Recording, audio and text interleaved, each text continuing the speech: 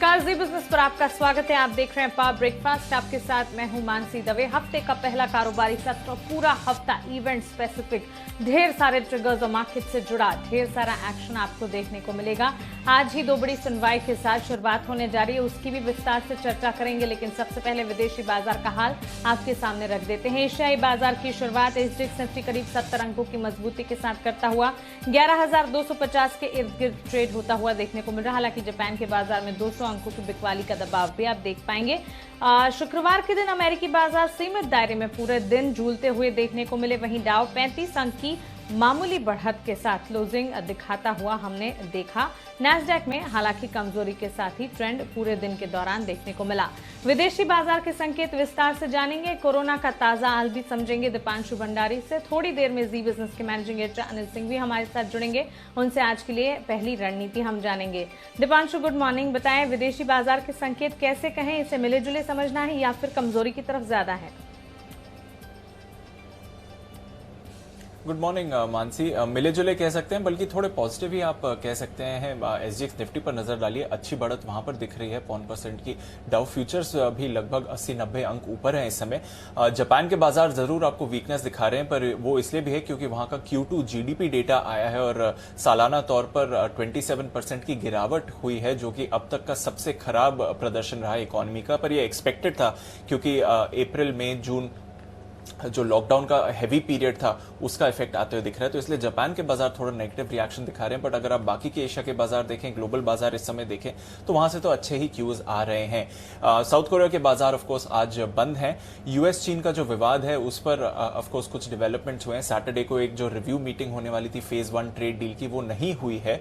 पर इसमें अच्छी खबर यह है कि वो मीटिंग इसलिए डिले कर दी गई है ताकि चाइना अपनी परचेजेस यूएस से बढ़ा सके और खरीदारी कर सके। तो कहीं ना कहीं एक पॉजिटिव संकेत ही माना जा रहा है। अब अगली रिव्यू मीटिंग की डेट अभी तक सामने नहीं आई है। वहीं टिकटॉक की जो बात है, जो यूएस ने आदेश दिया हुआ है टिकटॉक को, उसकी एक डेडलाइन बढ़ा दी है। पहले 15 सितंबर तक डेडलाइन थी। अब एक एग्जीक्यूटिव ऑर्डर जरिए टिकटॉक को कहा गया है कि आने वाले 3 महीने में उन्हें अपना यूएस का कारोबार बेचना होगा। तो कहीं ना कहीं ऑफकोर्स एक आदेश उन्हें दिया गया है, बट डेडलाइन बढ़ा दी गई है जो पहले 15 सितंबर की थी। यूएस बाजारों को देखें तो फ्राइडे को ज्यादा खास सेशन नहीं था, एक सीमित दायरे में ही ट्रेड रहा। हालांकि आखिरी घंटे में फिर से खरीदारी आई और डाउ 100 अंक उछलकर बंद हुआ आखिरी घंटे में। पर इसके अलावा नए स्टिमुलस प्लान पर अभी भी कोई सहमति नहीं है, तो वहां पर नजर रहेगी। नया ट्रिगर अभी सामने नहीं आ रहा है। पिछले हफ्ते अमेरिकी बाजार ठीक ठाक रहे। नैस्डैक एकदम सपाट था, पर डाउ में ऑलमोस्ट 2% की तेजी जरूर देखने को मिली है। यूएस के चुनाव पर जरूर नजर है। एक नया ओपिनियन पोल आया है वॉल स्ट्रीट जर्नल की तरफ से, जो कह रहा है कि बाइडेन इस समय ट्रंप से आगे हैं। 50% वोटर्स का व्यू बाइडेन की तरफ है, बल्कि 41% वोटर्स ट्रंप को प्रेफर करते हैं। कोरोना, हेल्थ केयर जैसे अहम मुद्दों पर बाइडेन आगे हैं, पर इकोनॉमी जो सबसे इंपॉर्टेंट मुद्दा रहेगा इस इलेक्शन का, उसमें अभी भी ट्रंप आगे हैं। तो ऑलमोस्ट इवन ही आप कह सकते हैं जहां तक इलेक्शन का सवाल है इस समय। इसके अलावा सोने और चांदी पर दबाव था। कच्चे तेल में हल्की सी खरीदारी है। आज और कल एक रिव्यू मीटिंग होगी ओपेक की जॉइंट कमेटी की, जो प्रोडक्शन कट 1 अगस्त से कम किया गया है उसकी रिव्यू की मीटिंग रहेगी। तो वहां पर भी नजर रखते हैं कुछ क्यूज निकल कर आते हैं कि नहीं। ओके दीपांशु, ये तो हुई विदेशी बाजार की बात, लेकिन कोरोना का ताजा हाल, ताजा अपडेट क्या है? भारत के लिए अभी भी कोई भी अच्छी खबर नहीं आई है। अब 2 हफ्ते ऐसे हो गए हैं जहां लगातार हर दिन भारत दुनिया में सबसे आगे है नए मामलों के मैटर में। भारत में अब मरने वालों की संख्या 51,000 के पार है और भारत सिर्फ चौथा ऐसा देश है जिसमें कोरोना से 50,000 से ज्यादा लोगों की मौत हो गई है। यूएस, ब्राजील, मेक्सिको और भारत ऐसे देश हैं जहां पर 50,000 से ज्यादा लोगों की मौत हुई है। पिछले 3 दिनों में देखें तो 1,87,000 नए मामले भारत में सामने आए हैं और 2900 लोगों की मौत हुई है। और जैसे कि मैं कह रहा हूं, लगातार दिन बर दिन भारत के नए मामले बाकी किसी भी देश से सबसे ज्यादा हैं। दुनिया भर में भी देखें तो अब 2,18,00,000 मामले हैं और 7,72,000 लोगों की मौत भी हो चुकी है कोरोना से। हालांकि 1,45,00,000 लोग अभी तक ठीक भी हुए हैं। वर्क फ्रॉम होम, जिसके बारे में हम बार बार बता भी रहे हैं, सारी दिग्गज आईटी कंपनीज ने तो ऑलरेडी अपनी वर्क फ्रॉम होम की जो सीमा है अगले साल की जून या जुलाई तक बढ़ा दी है।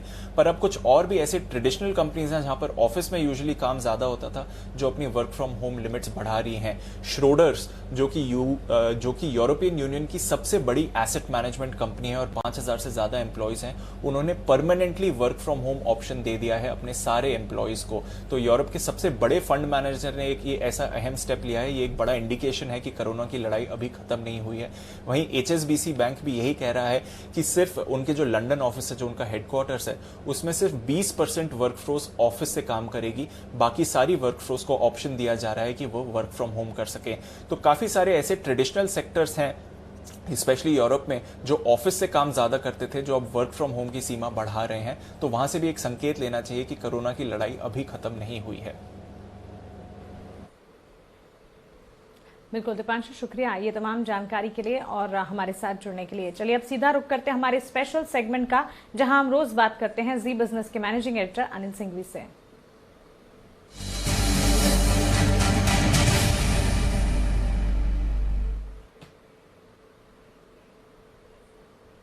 Anil sir, good morning. हफ्ते की शुरुआत विदेशी बाजार के लिए तो मिले जुले या कह सकते हैं उन्हें पॉजिटिव साइड ज्यादा देखने को मिल रही है। वहीं कई सारी खबरें हैं जिस पर हमें फोकस करना है। सुप्रीम कोर्ट में 2 अहम सुनवाई भी आज होने जा रही है। इन तमाम संकेतों को कैसे समझे, आज के लिए पहली रणनीति क्या होगी?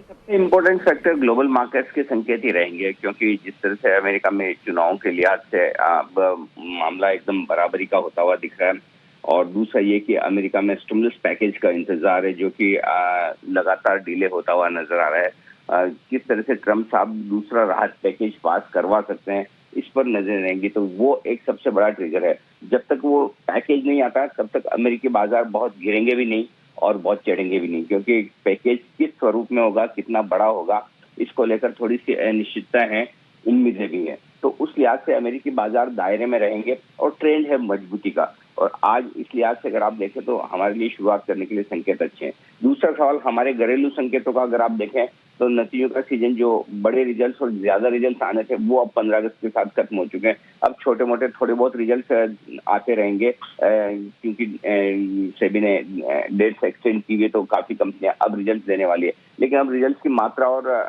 जो कंपनियां हैं वो कम होती हुई दिखेगी। तो लोकल ट्रिगर्स हमारे पास बहुत ज्यादा अभी है नहीं तेजी या मंदी की तरफ, तो हमें ग्लोबल संकेतों पर ही ज्यादा ट्रेड करना है। ग्लोबल संकेतों में सबसे बड़ा संकेत अमेरिका के राहत पैकेज का, उसके अलावा थोड़ा बहुत जो चीन के साथ ट्रेड वार्ता, अमेरिका के चुनाव और हल्के फुल्के वहाँ के बाकी जो कोरोना के डेवलपमेंट है, वो छोटे फैक्टर है, लेकिन वो बाजार को बड़ा मूव नहीं कर सकते हैं। बाजार में जो भी अब बड़ा मूव आना है वो अमेरिका के स्टिमुलस पैकेज पर ही आना है। सर, स्तर कौन से होंगे, लेवल्स कौन से होंगे जिस पर आज खास फोकस करना है, सेक्टर्स कैसे होंगे जिन पर नजर रखनी चाहिए? देखिए, शुरुआत करने के लिए जो संकेत है मैं विदेशी बाजारों से, वो बहुत ही बेहतरीन है। मैं बहुत बेहतरीन इसलिए कह रहा हूँ कि जब भारतीय बाजार बंद हुए थे तो अमेरिकी बाजारों में एक अच्छे खासी कमजोरी की परिदृश्य की आशंका थी, और उसके विपरीत अमेरिकी बाजार निचले स्तरों से रिकवर होकर दिन के उच्चतम स्तरों पर जाकर बेहद मजबूती के साथ बंद हुए। तो वो एक अच्छा संकेत है। डाउ फ्यूचर्स के साथ मजबूती के साथ ट्रेड कर रहे हैं। हांगकांग एकदम फ्लैट ट्रेड कर रहा है, लेकिन आप देखिए एसजेएक्स निफ्टी में भी मजबूती है। तो उस लिहाज से जो करेक्शन आपको मिला शुक्रवार के सेशन में, उसमें काफी कमजोर ट्रेडर्स ऐसे हैं जिनकी पोजीशन हल्की हो चुकी है। तो अब यहाँ से रिकवरी का एक अच्छा केस बनता है। उस लिहाज से मुझे लगता है कि जो 11,050, 11,125 ये निफ्टी पर मजबूत सपोर्ट का काम करेगी, और ये आसानी से टूटने वाला नहीं है। और ऊपरी स्तर पर 11,300, 11,325 तक जाने की कोशिश बाजार की हो सकती है, और निफ्टी के लिए ये हायर लेवल होने चाहिए इस हफ्ते के लिहाज से, अभी मैं बता रहा हूँ, और आज के लिए भी हो सकते हैं। 21,400, 21,500 जो शुक्रवार के लोज हैं बैंक निफ्टी पर, वही सपोर्ट का काम करेंगे, और फ्रेश कमजोरी 21,400, 21,375 को तोड़ने के बाद ही नजर आएगी।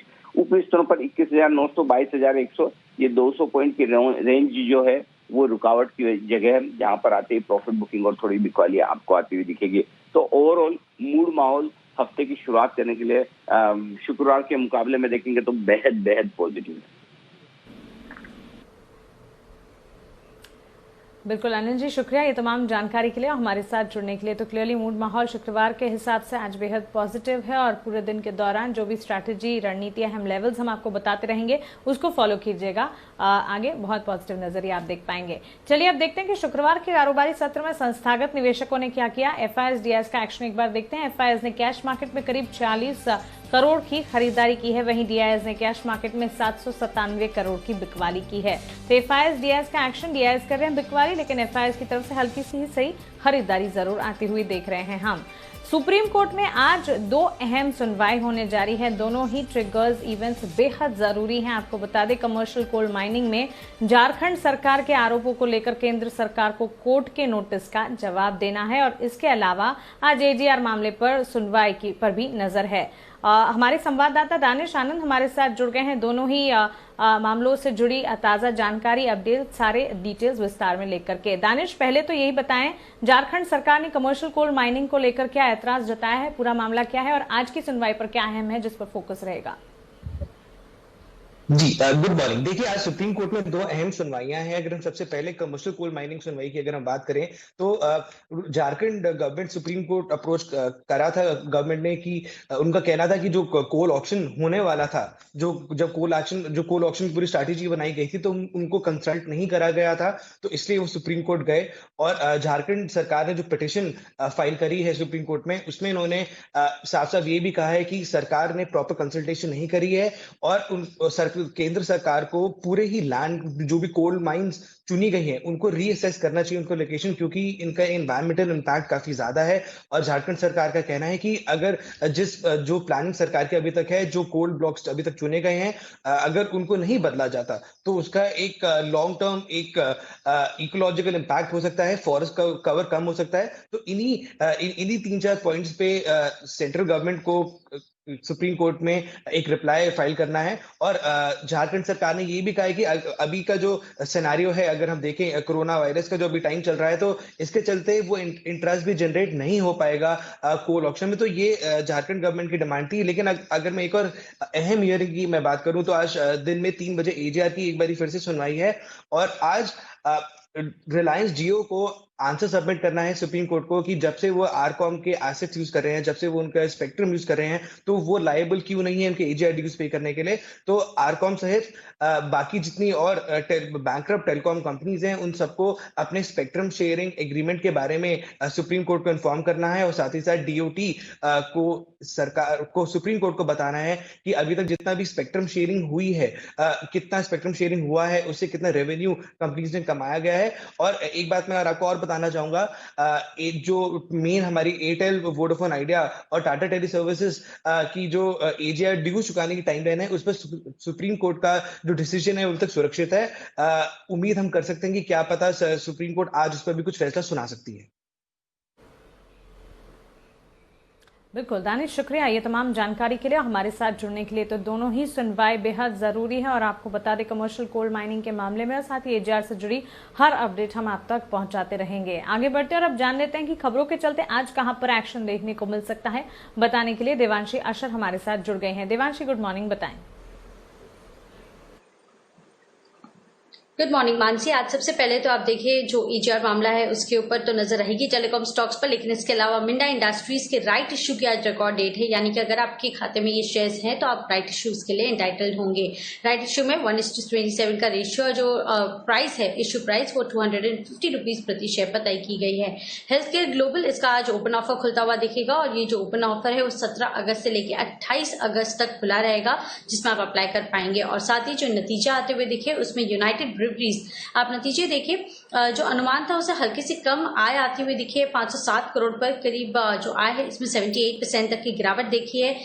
एबिटा लॉस आता हुआ दिखा है इस तिमाही में 95 करोड़ का, और जो घाटा है वो 114 करोड़ पे आता हुआ दिखा है, जो कि अनुमान से कम है। करीब 150 करोड़ का जो घाटा है वो अनुमान था कि आता हुआ दिख सकता है। बर्जर पेंट्स ऑपरेशनली नंबर्स अनुमान से हल्के से बेहतर आते हुए दिखे हैं। जो ओवरऑल ब्रोकरेजेस अनुमान करके चल रहे थे उसके हायर साइड पे आते हुए दिखे हैं। कुल आय जो है वो करीब 46% तक कम होती हुई दिखी है। कामकाजी मुनाफे में 70% तक की गिरावट देखने मिली और मार्जिन से इस बार करीब 10% के आसपास आते हुए दिखे हैं। 18% से घटकर अनुमान करीब 6 से 7% का था। जो मुनाफा है उसमें भी 90% तक की गिरावट हमने इस तिमाही में देखी है, लेकिन मुनाफा 15 करोड़ का आता हुआ दिखा है। अनुमान था इस बार कंपनी घाटे में भी आती हुई दिख सकती है। सन टीवी इस बार जो ऑपरेशनल नंबर्स है या जो मार्जिन है वो अनुमान से बेहतर आते हुए दिखे हैं।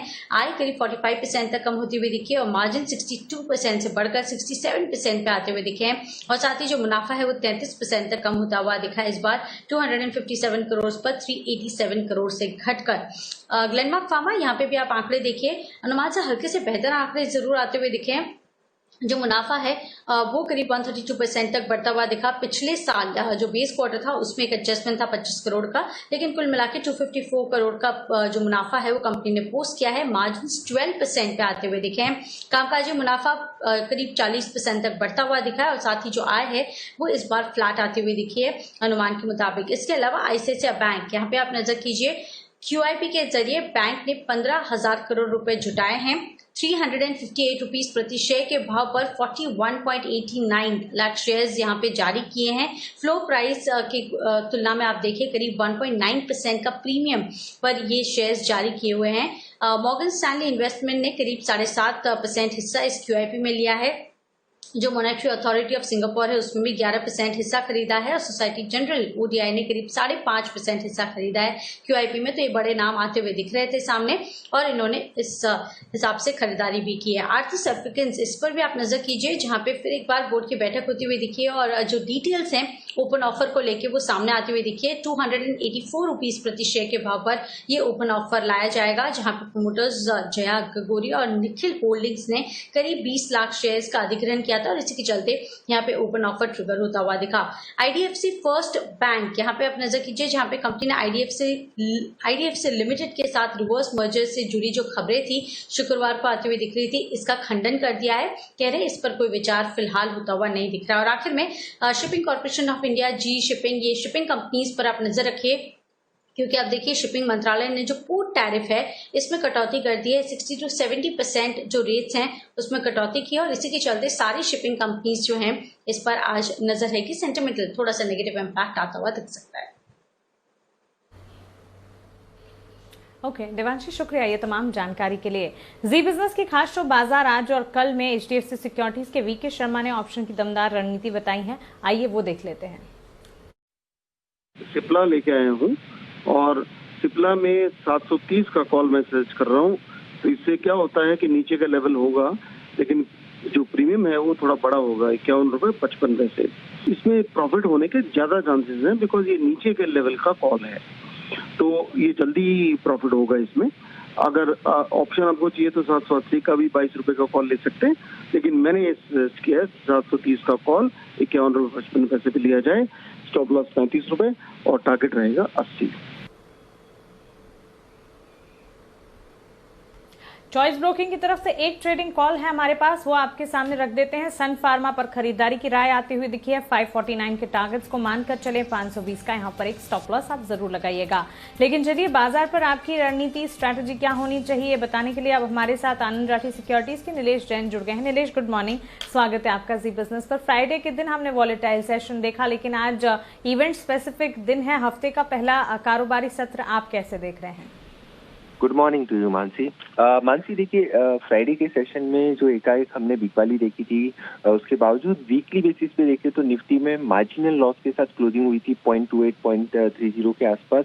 तो ओवरऑल स्ट्रक्चर मैं कहूँगा अभी भी पॉजिटिव साइड में ही बना हुआ है, एक हाई टॉप हाई बॉटम बनता हुआ दिख रहा है निफ्टी में। इनफैक्ट अगर डेरिवेटिव सेटअप भी देखें तो 11,000 स्ट्राइक पे weekly as well as monthly अगर ऑप्शन एक्सपायरी की डेटा देखें तो वहाँ पे पुट ओपन इंटरेस्ट मैक्सिमम बना हुआ है 11,000 स्ट्राइक पे, जो कहीं ना कहीं इंडिकेट कर रहा है कि अगर यहाँ से और थोड़ी गिरावट होती है तो डेफिनेटली निचले स्तरों से बाइंग हमको फिर से लौटती हुई दिखेगी। और निफ्टी में हमारा ये मानना है कि निफ्टी एक बार फिर से 11,300 11,350 तक के लेवल को छू सकता है। वहीं अगर एक कंसर्न जो आ रहा था वो वॉलेटिलिटी इंडेक्स, वहाँ पे एकाएक हमने स्पाइक दिखा था ऑलमोस्ट 5 to 6% के आसपास, बट अभी भी मैं कहूँगा वो 25 के लेवल के नीचे के ट्रेड हो रहा है, तो अभी भी कंफर्ट वहाँ पे फिलहाल बना हुआ है, कोई बड़ा डाउन साइड हमको यहाँ से नहीं दिखता है। और मल्टीपल सपोर्ट्स है निफ्टी में। 200 मूविंग एवरेज जो प्लेस है 10,850 लेवल के आसपास, वो सेकंड लेवल होगा सपोर्ट के तौर पर। तो निफ्टी में डेफिनेटली खरीदारी करने की सलाह होगी। फ्राइडे का जो लो था 11,111, उस स्टॉप लॉस से निफ्टी में लॉन्ग करना चाहिए। ऑन हाई साइड 11,300 का पहला टारगेट होगा, अगर उसके ऊपर निकलता है तो डेफिनेटली 11,360 380 तक के भी लेवल हम आने वाले सेशन में देख सकते हैं। तो आज के लिए हमारा ये मानना है कि बाय ऑन डिप की रणनीति अपनानी चाहिए निफ्टी में। और बैंक निफ्टी भी अपना एक सजेशन दूंगा मैं। 21,000 का एक बहुत ही मल्टीपल सपोर्ट जोन बना हुआ है मैं कहूँगा ट्रिपल बॉटम बना हुआ है। अगर बैंक निफ्टी में भी गिरावट आती है तो यहाँ से बैंक निफ्टी आउट परफॉर्म कर सकता है। ऑन हाई साइड 22,000 एंड 22,500 ये दो लेवल के लिए बैंक निफ्टी पॉजिटिव लग रहा है। ओके अनिलेश, साथ ही स्टॉक्स कौन से हैं जो आपके पसंदीदा शेयरों की सूची में आज शामिल हो रहे हैं, इस हफ्ते के लिए शामिल हो रहे हैं? बिल्कुल मानसी, देखिए ब्रॉडर इंडाइसिस पे हम काफी समय से पॉजिटिव है, तो ब्रॉडर इंडाइसिस अभी भी पॉजिटिव लग रहे हैं, वहीं पे फोकस करना चाहिए मार्केट की वॉलेटिलिटी में। पहला बाय रिकमेंडेशन होगा विनती ऑर्गेनिक में। यहाँ पे इंस्पाइट ऑफ वॉलेटिलिटी और सेलिंग प्रेशर यहाँ पे एक बढ़त मेंटेन की थी, काउंटर में ब्रेकआउट आया था। खरीदारी करने की सलाह होगी। 970 का स्टॉप लॉस होगा, 1050 तक के टारगेट होंगे, वीकली टारगेट चाहिए। दूसरा बाय रिकमेंडेशन होगा बजाज इलेक्ट्रिकल, सिमिलर पैटर्न है।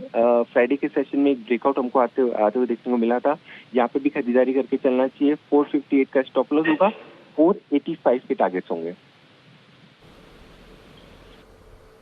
ओके नीलेश, शुक्रिया ये तमाम जानकारी के लिए और हमारे साथ जुड़ने के लिए। चलिए कमोडिटी बाजार का जायजा लेते हैं और कमोडिटी बाजार की ताजा जानकारी, हर अपडेट लेकर हमारे साथ मोतीलाल ओसवाल कमोडिटीज के अमित सजीजा जुड़ गए हैं। अमित, गुड मॉर्निंग, स्वागत है आपका जी बिजनेस पर। सबसे पहले बुलियन मार्केट पर ही आपसे राय जानना चाहूंगी, और क्योंकि हफ्ते का पहला कारोबारी सत्र है तो पूरा हफ्ता गोल्ड सिल्वर के लिए आप कैसा देख रहे हैं, एक ब्रीफ बताएं।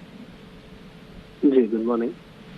देखिए पिछले हफ्ते हमने देखा कि एक अच्छी खासी करेक्शन आई थी, उसके बाद रिकवरी भी देखने मिली है निचले स्तरों से। तो मुझे लगता है कि जो शॉर्ट टर्म बायस है वो ऊपर की तरफ होगा, और जब तक $2020 होल्ड कर रहा है स्पॉट में, तब तक एक बार पुल बैक आ सकता है अपसाइड में। इसलिए मैं गोल्ड में लगभग 52,000 के करीब बाइंग की सलाह दूंगा, और अपसाइड में इमीडिएट इंटरडे टारगेट या शॉर्ट टर्म 1 से 2 दिन के लिहाज से 52,500 का टारगेट हो सकता है, और एक हफ्ते के हिसाब से 53,300 का एक लक्ष्य लेके चला जा सकता है। सिमिलरली सिल्वर की अगर मैं बात करूं तो अच्छा खासा एक करेक्शन देखने मिला है, बट मुझे लगता है कि 66,000 के करीब एक अच्छे सपोर्ट डेवलप हो रहे हैं, तो उसके करीब बाइंग की जा सकती है। और अपसाइड में 68,500 69,000 एक इमीडिएट टारगेट लेके चला सकता है, बट 1 वीक पर्सपेक्टिव 72,000 पॉसिबल हो सकता है। सिमिलरली मैं अगर क्रूड की बात करूं तो मुझे लगता है कि क्रूड भी एक दायरे में है, जहां पर निचले स्तरों में 3,050 के करीब एक सपोर्ट है, और अपसाइड में 3,200 का एक रेजिस्टेंस है। तो 3,100 के आसपास बाइंग की जा सकती है 3,200 के टारगेट के लिए, और इस लक्ष्य के लिए 3,050 के नीचे के स्टॉप होंगे। बिल्कुल अमित, शुक्रिया ये तमाम जानकारी के लिए और हमारे साथ जुड़ने के लिए। तो गोल्ड, सिल्वर और क्रूड में खरीदारी की राय इस बार एक्सपर्ट की तरफ से आती हुई देखने को मिल रही है।